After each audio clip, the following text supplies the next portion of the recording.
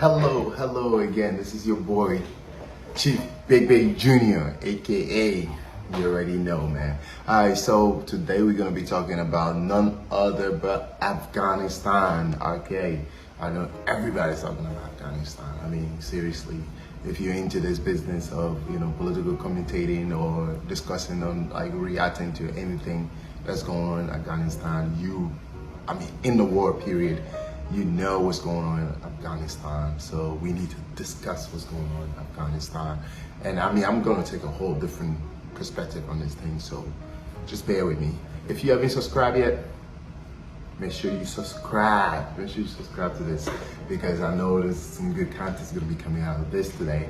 All right, guys, when we talk about Afghanistan, have you seen the video where, and the images around the internet where you're seeing Afghans running in the airport, people are trying to hang on the plane, some people actually falling off from the plane. I mean, it's horrifying, right? It really is horrifying.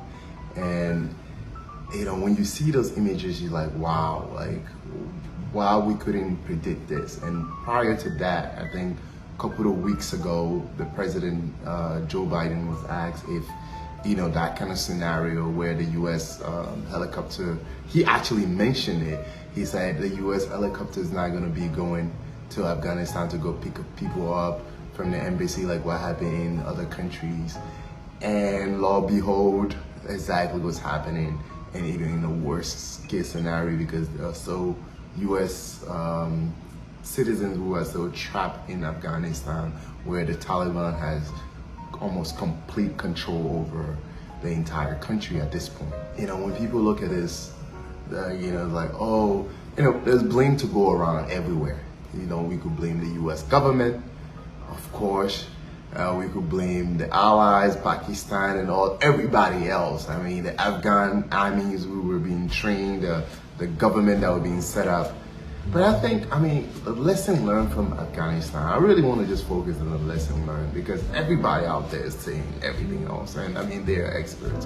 But from what I've learned, at least lesson learned from Afghanistan is, number one, don't try to impose something on people or a nation that they're not going to take. Afghanistan has proven that time without number, they don't take foreigners imposing their will on them.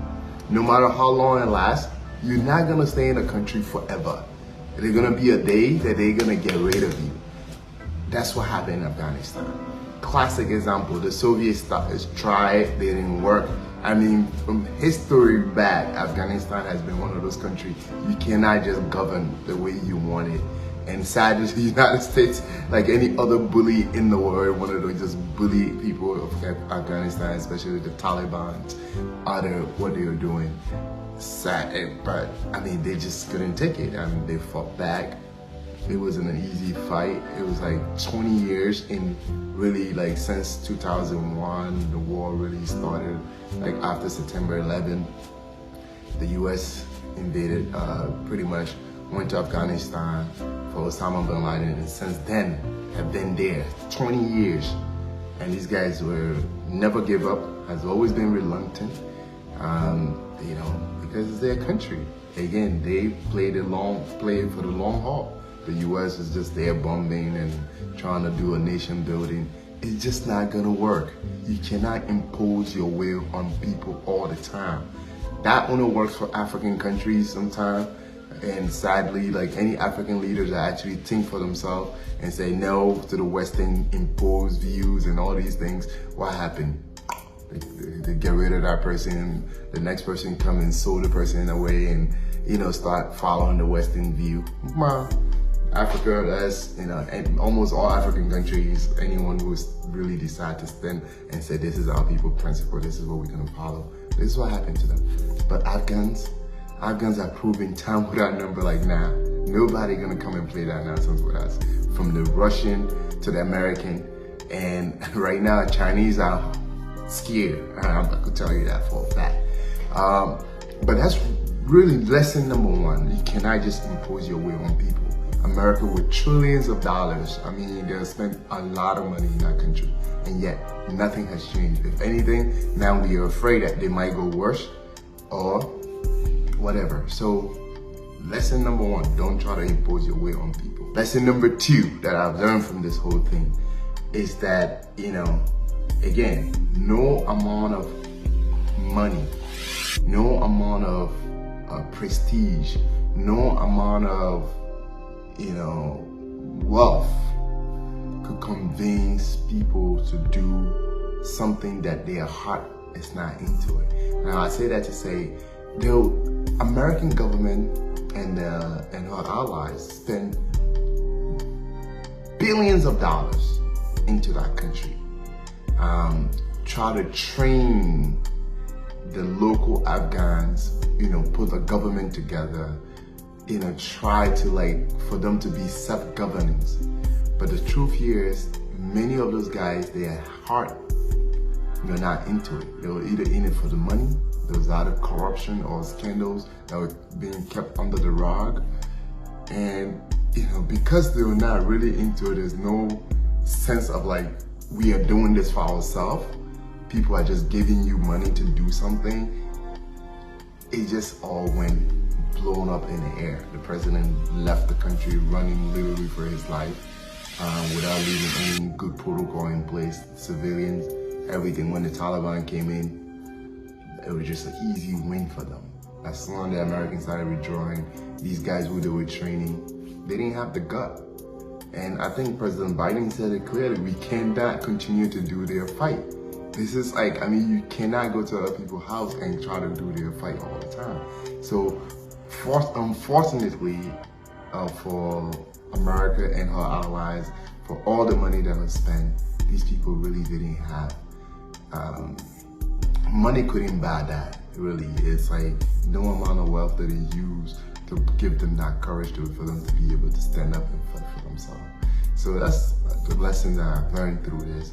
And another lesson here is that at least something that I hope we could all, learn from is setting wars, or at least by just alienating a group of people, especially the Taliban in this case, cannot solve the problem.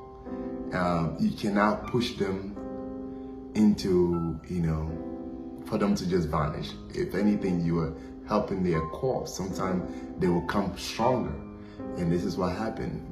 America went in Afghanistan 20 years ago, pushed the Taliban into hiding, into the mountains and everything, try to pretty much erase everything about them. But people were strong.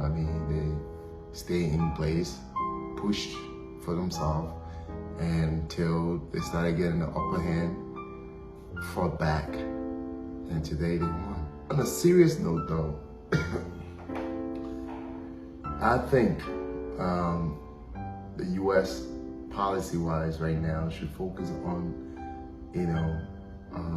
on negotiations. We should be the bigger brother here, or bigger man. That's loose terms. We should be the bigger person in this whole scenario to really focus on negotiating, meaning negotiating without condition at this point, because we are forced to be in that situation. Really, negotiate that the Afghan or the new Taliban government really treat the women and children with, some kind of dignity, at least better than they used to be before. Right now, it seems like these guys are trying to be, I see the world all over the internet, Taliban 2.0, maybe an improved version of the Taliban, which before they were really brutal, but now apparently they're gonna give women their right according to the Sharia law or the Islamic law, and they're gonna treat people fairly. They don't want to bloodshed, they don't want to continue with the bloodshed and all that stuff. I think this is the best opportunity for America and the globe to, rally around that and kind of try to, instead of closing them out, hold them accountable and try to work with this government or these people to govern the land.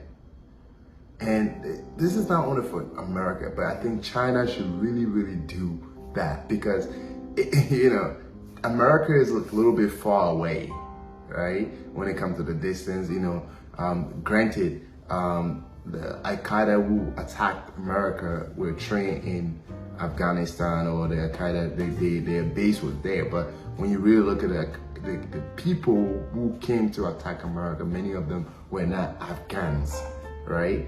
So meaning that they were from different countries, they just went to Afghanistan, got some training, and then used different countries and came back and attack America during 9/11. Even their leader was not from Afghanistan, he's Osama bin Laden in Saudi. But they were all jihadists, and because Afghanistan was such a closed country and had such, you know, how to call it, extremist group of people leading, this is what happened. It kind of gives way to, you know, these groups coming together and taking advantage of the situation, because the whole war with Afghanistan was pretty much closed. Things were just happening. So we shouldn't allow them to get that close anymore.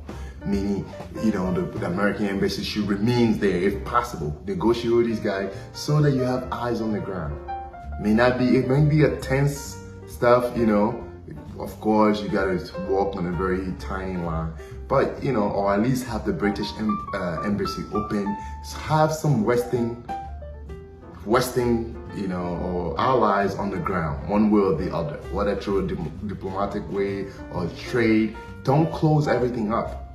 If you close everything up, you opening way for people to, you know, terrorists to use the place again as a base and do all these things, because you have no intel, or at least credible intel on the ground. So you need to make sure that we shouldn't go back. Since these guys that are coming in, they want to, you know, open up their 2.0, they want to give women rights, they want women to stay in government, they want, you know, to continue with the governance, and they don't want to share blood, so let's take them for what they're saying, because if America is working already with Saudi Arabia, America is working with Pakistan, America is working with other notoriously, you know, abusive countries, and countries that are like, quote unquote, violate every human rights out there possible. I don't see why America shouldn't be working with the new Talibans. Really, there should be no reason why. I mean, yes, we got defeated, or Americans, you know, didn't get their way. At the end of the day, the Afghans or the Taliban got what they wanted, which is their country, their governance. So America should work with them, and the globe shouldn't alienate them and cut them off again. China especially should step in. China should come and step in and say, hey, all right guys, this is what's going on. This is what we're gonna do as Chinese, or people of China, or the government of China. This is how we're gonna go about this. We're gonna get close to the Afghans, work with the Taliban government, make sure that we have trades, make sure that we have some kind of stuff so we could monitor what's going on. Because if China doesn't do it, it will be bad for them. Why? Because what's going on in China with the Muslim minority. And I don't think if they allow right next door neighbor to have those people who become really, really radical and have all these sophisticated American weapons, it won't be a sweet deal for China at all, right? Because when you look at, you know, the way the treatment of Muslims in China, at least the Chinese are denying it, they're calling it the camp or whatever, all that stuff that's happening there. And now people, jihadists, go into Afghanistan and they know China is just across the border. I mean, kid you not, China will have to be on her feet all the time. So to avoid that, to have people inside Afghanistan, they have to open a good trade and then possibly have the embassy in Afghanistan, use their money as all they've been doing around the globe to make sure that, you know, the information, they have something coming forward. They have the intel on the ground to make sure that, you know, they're ahead of things. Anything less, it will be at their own detriment. America, it might take some time for any other group to go back into Afghanistan, regroup, try to come and attack America. It will be a whole long distance. But China, that's not the case. Russia too, that's not the case. So these two countries have nothing but to kind of monitor the situation, make sure that these extremists, that we shouldn't have extremists, right? Let the people try to follow whatever Sharia law they want to govern themselves, but they should be part of the community of nations where they feel like they are part of it, and also, you know, they could be held accountable for some of the things they would do in their country. So that's what I'm thinking. You know, in the grand scheme of things, I really believe that it would take, it should really be our responsibility, all nations, to make sure that Afghanistan is no longer excluded completely, right? Now, if you agree with my analysis, subscribe. If you don't agree, still subscribe. But that's really my take on this whole situation in Afghanistan, really. You know, it is what it is. At this point, the US just have to be the bigger person, take the L, you know, and, you know, I mean, we can't be in Afghanistan forever, right? That's what Joe Biden said. And I mean, I agree with him. I really do agree. We cannot, like, I'm not going to tolerate American imperialism forever. And America needs to stop. I mean, this whole war cannot continue, but the fact remains that, yes, we cannot be there forever. The way we withdraw, though, the way we laugh at the way American troops, like the way the Americans are leaving, the way the foreigners and Afghans are leaving, it's just a little bit, you know, degrading to the great United States of America. You know, it's not like the best of image for a superpower, but it is what it is. But we have to then become bigger superpower in a sense, like, this is what's going on in Afghanistan. We understand the deal. We need to engage with these people. We need to work with them so that, you know, we are at the playing field. And China should get in, Russia should get in, to make sure that these new people who are coming in, well equipped with American leftover ammunition, they don't become danger to themselves and the surrounding. All right, guys, that's my analysis. Peace and love. Thank you. Subscribe. Make sure you subscribe to this channel, man. We want to keep good content coming up. Peace.